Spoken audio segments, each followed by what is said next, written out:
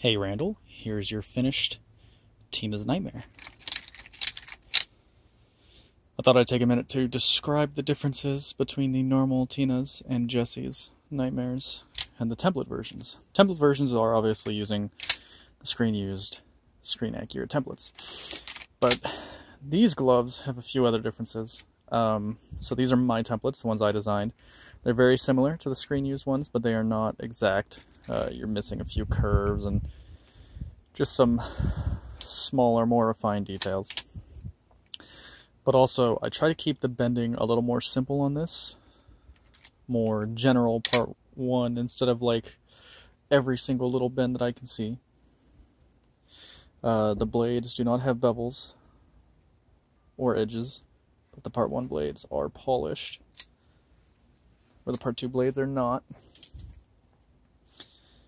I do keep the rings accurate, except the middle ring isn't a full ring, it's a half ring. It's just kind of more annoying to do, so doing a half ring makes it easier. The leather is not weathered nearly as much, but it is still grungy. It's not clean. I don't weather the cuts, though. I don't do all the details on the back plate, obviously, the check mark and the little X and everything else.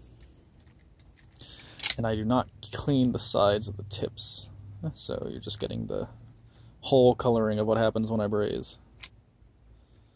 Anyway, now I'll show you your Jesse's. And here's your finished Jesse's Nightmare. Kind of the general same deal with this glove. I don't do all the back plate bends, though they are mostly there. My templates, of course. I don't do the darkened areas around the stalls or the rivet holes. I don't do all the details on the rivets.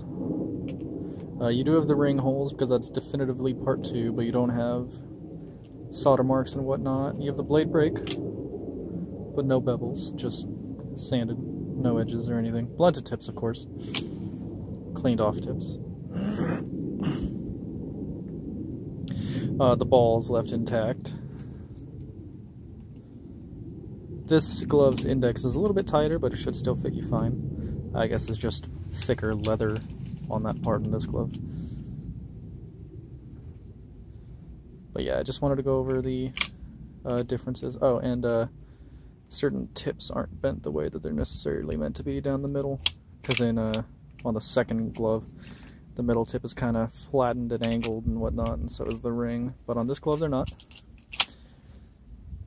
And then you're just missing all the same things that the part 1 is missing, so. Still a decent representation of 1 and 2, just not perfect.